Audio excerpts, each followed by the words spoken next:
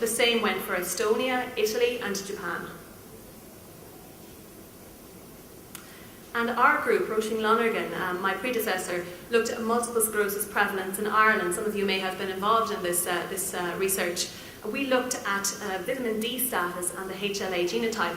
What we did was we went to Wexford and Donegal and set up some clinics there, took vitamin D between November 2007 and March 2008, and took the HLA genotype as well. And what we found was that the prevalence of multiple sclerosis in Donegal was twice that of the prevalence in Wexford.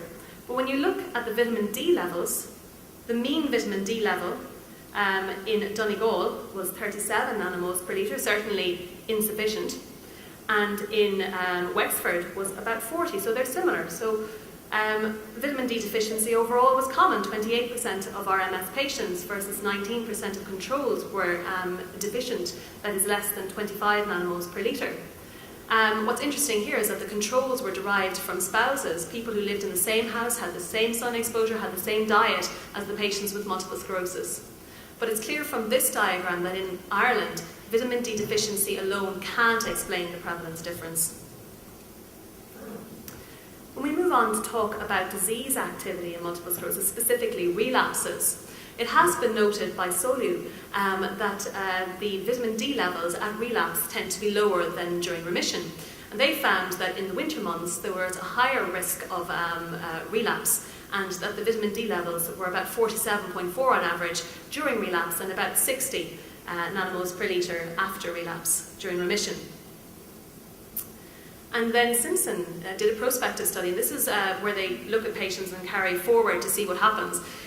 They did 6 monthly vitamin D levels, noticed a higher risk of relapse in a 6-month period with the lower levels of vitamin D, and then found that for each 10 nanomole increase in the serum vitamin D, there was an associated 12% reduction in the risk of subsequent relapse. And vitamin D deficiency seems to relate to disease activity in other ways also. There's a seasonal variation in gadolinium-enhancing lesions. These are gadolinium-enhancing lesions. They're areas of activity that light up when you give a special compound called gadolinium, indicating active disease. There's a seasonal variation in the onset of MS and the month of birth of people with multiple sclerosis. And vitamin D deficiency, as I've just said, is more marked in relapses of MS than in remission. When we look in a little bit more detail at the gadolinium-enhancing lesions and vitamin D levels, you can see in this graph from Embry in Neurology 2000 that as the vitamin D levels start to decrease, so the numbers of gadolinium-enhancing lesions begin to increase. And this is obviously more prevalent in the winter months from October through to December, and then starts to fall again as you go down from May, June onwards. There's also a variation in susceptibility to MS by the month of birth. So MS patients are more frequently born in the spring than in the autumn. 22% more in the spring and 16% less in the autumn. This was a Western Scotland study, but it's been replicated elsewhere in Sweden, Canada, Denmark and in the UK. So this raises the question, does vitamin D deficiency at birth or even at conception affect the immune system? And you can see that the expected births versus the observed births of people with MS peaks between April and May, and then begins to fall again with a much smaller number of patients being diagnosed who have a month of birth in November, December. So I said, how much vitamin D do we need? Well, there's no universally agreed level of intake, and as I said, everyone in high latitudes is vitamin D deficient, particularly in the winter and the spring, possibly even the summer with the summers we get. Calcitude D3 contains 400 units tablets, and a tolerable official limit set is about 2,000 units a day, but sunlight seems to safely provide about 20,000 units a day. However, for the immunological effects of vitamin D, we think that serum levels need to be greater than 100, probably as high as 150 nanomoles per litre.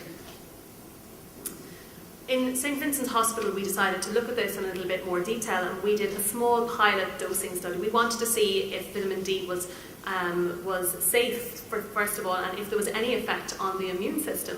So there were 4 volunteers in the neurology department, one of whom had an autoimmune disease. And we started taking vitamin D in December after taking serum vitamin D levels first. We took the vitamin D for 10 weeks, And you can see that at week 0, before we took the vitamin D, all of us were deficient, some extremely deficient. And after 6 weeks, that we had a rise in our vitamin D levels to about 100. But this wasn't increased by very much more at 10 weeks on the dose of 5,000 units. So we suggested that maybe 5,000 units probably wasn't enough. We did get some preliminary results from this, and we did see some definite immunological effects after treatment with vitamin D, particularly in the patient who had an autoimmune disease. This wasn't multiple sclerosis. This suggests that vitamin D may have an anti-inflammatory role, and in this small group it seemed to be safe and we had no adverse events. One group that we're very interested in St. Vincent's is the clinically isolated syndrome. So these are patients who present with the first episode of demyelination. It might be an optic neuritis or a spinal cord syndrome. These patients don't have multiple sclerosis as yet, but we do know that patients who have 2 or more asymptomatic lesions on MRI are at high risk of further relapse. And we know that about 45% over the next 24 months will develop a second clinical episode and be diagnosed with multiple sclerosis. But more importantly, we know that 85% will have a new lesion on MRI after 24 months. And at 6 months, about 51% of patients will have new lesions. At 12 months, 74%. The Vitality study is a proposed trial of vitamin D versus placebo in patients who present with a clinically isolated syndrome. Patients will be randomized to 1 year of therapy with either a high dose, which would be 10,000 units of vitamin D, or placebo, with a primary endpoint of time to clinically definite MS or new lesions on MRI. We need about 225 patients in each of the 2 arms of this study, the placebo versus the active treatment, and funding has been an issue. We're also establishing an Irish CIS registry, and this is important because it's going to be a way of starting collaborative studies. So maybe we'll be able to collaborate with the UK, with Australia, with other countries in whom they have seen this effect of vitamin D. It's also a way to examine the trends in Ireland in the changing epidemiology of MS. Do we have the same changing sex ratio? What are our vitamin D levels at the time of our clinically isolated syndrome? And it's also a resource for new therapies like Vitality and looking for the immune effects. Is there a real immune effect to vitamin D? And this has yet to be proven in clinical studies.